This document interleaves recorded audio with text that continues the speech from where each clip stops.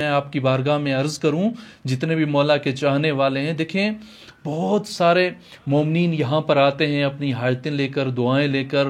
ایک تہران کے رہنے والا بہت بڑا تاجر ہے، بینکنگ کا سسٹم ہے اس کا، کوئی بڑا سسٹم تھا، اسی میں اس کو لاس ہوئی اور جتنا پیسہ تھا اس کا وہ ختم ہو گیا، پریشان ہو گیا، اب کیا کروں؟ قرض دار اس کے دروازے پر آنے لگے، پریشانی میں وہ کچھ کر بھی نہیں پا رہا تھا، بہت سارا قرضہ اس کے اوپر ہو گیا۔ بیوی کو کہا چلیں ایک ہی دروازہ بچا ہے شہنشاہ ایران مولا رضا علیہ السلام کی بارگاہ میں چلتے ہیں اور مولا کے پاس چل کے مولا کی بارگاہ میں دعا کرتے ہیں اور مولا سے کہتے ہیں مولا ہمیں جو پریشانیاں ہیں، ہماری جو مشکلات ہیں وہ ختم کریں، اور یقین ہے کہ وہ ضرور ختم کریں گے، میرے پاس تو پیسے نہیں ہیں۔ بیوی کو کہا کہ تم کچھ پیسے جمع کرو اور چلتے ہیں مشہد، اور چل کے مولا کو سلام کرتے ہیں اور دعائیں بھی مانگتے ہیں۔ بیوی نے پتہ نہیں کہاں سے کچھ پیسے جمع کیے اور یہ مشہد کے لیے آئے، مولا کی بارگاہ میں آیا، مولا کی زرعی مبارک پر اندر گیا، زیارت کرنے لگا، زیارت کرتے کرتے مولا سے راز و نیاز کرنے لگا، مولا میں بہت پریشان ہوں، میرا سب کچھ ختم ہو چکا ہے، میرے پاس ابھی کچھ بھی نہیں ہے، تھوڑے سے پیسے ہیں جو کر کے آپ کی بارگاہ میں آئے ہیں اور ابھی واپس جائیں گے۔ مولا سے یہ باتیں کر رہا تھا اور باتیں کر کر کے رونے بھی لگا، مولا سے التماسیں کرنے لگا اور مولا کو آخری سلام کر کے واپس جانے لگا۔ یہاں پر جو مولا کے چاہنے والے آئے ہیں، جو مولا کی زیارت کر چکے ہیں، ان کو پتہ ہے کہ جہاں پر جوتے رکھے جاتے ہیں اس جگہ کو کفش داری کہا جاتا ہے، اور جب آپ جوتے رکھیں گے مولا کے حرم میں جو جگہ بنی ہوئی ہے وہاں پر، تو آپ کو ایک ٹوکن دیں گے، وہ ٹوکن اس کی جیب میں تھا۔ اس نے جب وہ ہاتھ ڈالا تو اس کی جیب میں کچھ بھی نہیں ہے، اور جو کچھ بھی تھا وہ پیسے جو تھوڑے سے بھی تھے وہ بھی نکل چکے ہیں۔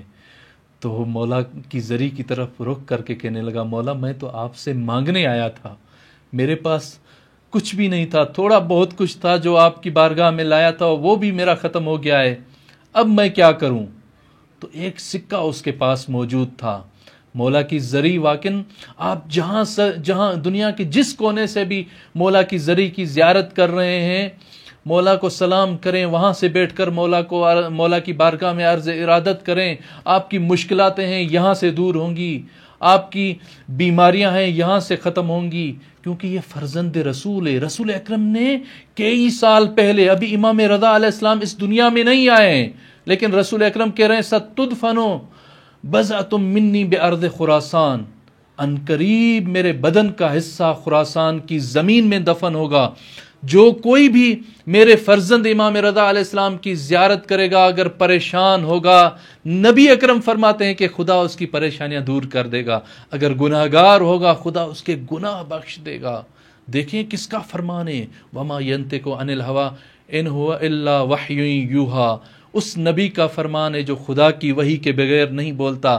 نبی فرما رہے ہیں میرے بدن کا حصہ، یہ جو نبی اکرم نے حضرت امام رضا علیہ السلام کے لیے جملہ فرمایا ہے، پوری زندگی میں نبی اکرم نے یہ جملہ صرف دو ہستیوں کے لیے فرمایا، ایک اپنی بیٹی فاطمہ زہرا سلام اللہ علیہا کے لیے، اور ایک امام رؤوف امام رضا علیہ السلام کے لیے، کہ ان قریب میرے بدن کے حصہ۔ نبی فرما رہے ہیں جو بھی پریشان حال مولا کی زیارت کرے گا، میرے فرزند امام رضا کی زیارت کرے گا، خدا اس کی پریشانیاں دور کر دے گا۔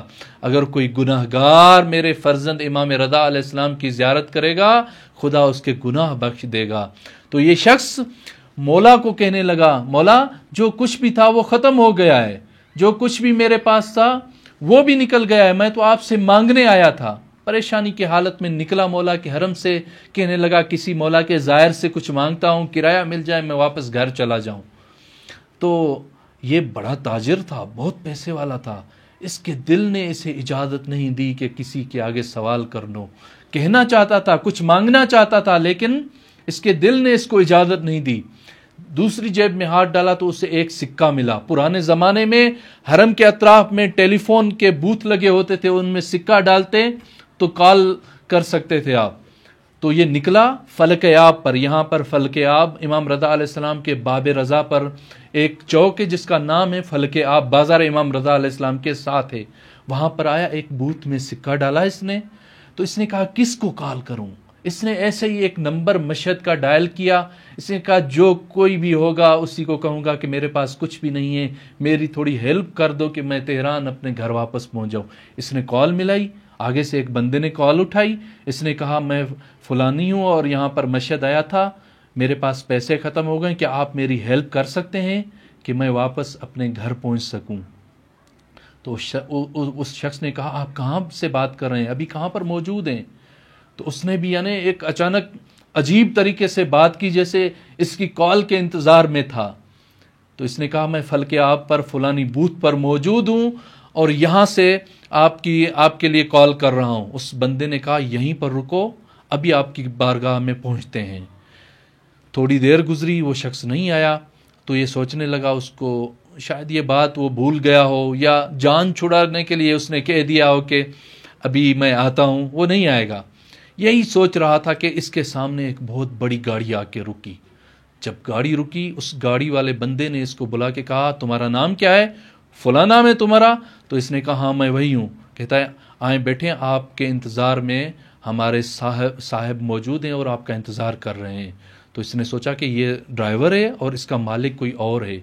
یہ ڈرائیور اس کو لے کر بہت بڑے ایک گھر میں داخل ہوا, بہت بڑا بنگلہ تھا. اس گھر کا مالک اس کے انتظار میں کھڑا تھا. اس کو دیکھا, اس کو گلے لگایا, اس کو چوما اور اس کو اچھا کھانا کھلایا, بٹھایا, اور کھانا کھانے کے بعد اس سے پوچھا کہ کیا پریشانی ہے تمہاری؟ تو اس نے کہا میں بڑا تاجر ہوں, میں بہت بڑا تاجر ہوں اور میں بہت بڑا پیسے والا تھا, میرے پیسے ختم ہو چکے ہیں.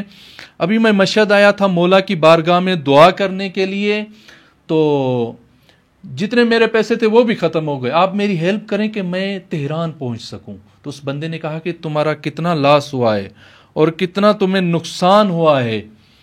تو اس نے کہا میرے 200 ملین ڈوب چکے ہیں, 200 ملین کا نقصان ہو چکا ہے مجھے. تو اس شخص نے اس سے پوچھا کتنے پیسے ابھی آپ کو ملیں جو آپ کا کاروبار چل سکے؟ تو اس نے کہا کہ اگر 60-70 ملین بھی مل جائیں تو میرا کام ہو جائے گا. تو اس بندے نے چیک بک آگے رکھی ہوئی تھی, 200 ملین کا ایک چیک نکال کر اسے دیا اور دوسرا چیک 70 ملین کیا دیا, اور ساتھ میں وہ شخص رونے لگا. تو یہ تاجر کہتا ہے کہ رونا تو مجھے چاہیے, اتنی بڑی میری مدد ہو چکی ہے, میرے پاس تو کچھ بھی نہیں تھا, خوشی میں رونا شروع کر دوں, آپ کیوں رو رہے ہیں؟ تو اچانک اس کا ایک بچہ اندر داخل ہوا, تو وہ بچے کو گلے لگا کر بچے کو کس کرنا شروع کر دیا اس باپ نے. تو یہ شخص پوچھتا ہے کہ اپنے بیٹے کو کیوں چوم رہے ہیں؟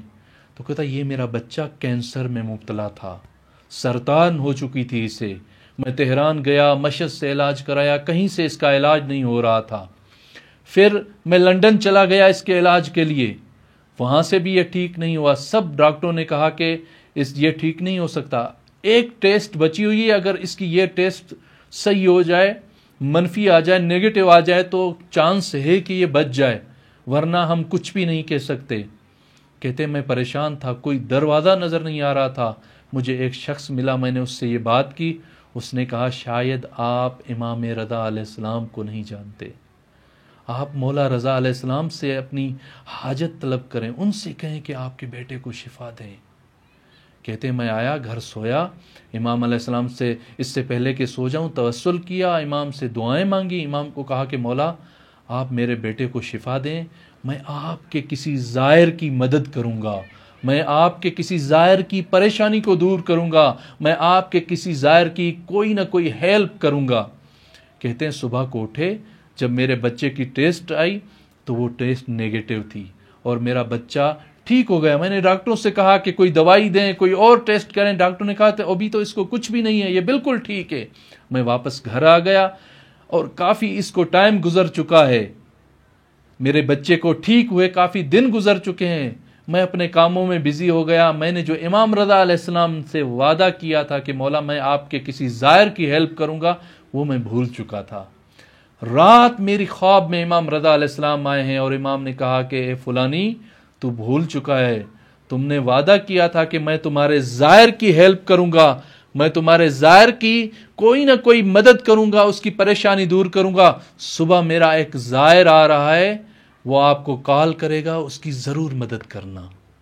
اور آپ نے مجھے کال کی اور میں نے آپ کی یہ مدد کی ہے۔ دیکھیں امام رضا علیہ السلام ہمیں نہیں بھول سکتے۔ مولا امام رضا علیہ السلام کہیں پر بھی آپ موجود ہیں، دنیا کے کسی کونے میں بھی موجود ہیں، آپ امام کو پکاریں، امام آپ کی بات کو سنیں گے۔ امام کی نظر میں ہم گناہ گار ہیں، ہم عیب دار ہیں، بہت سارے واقعات ہیں، بہت زیادہ گناہ گار تھے۔ امام علیہ السلام سے توسل کیا، امام علیہ السلام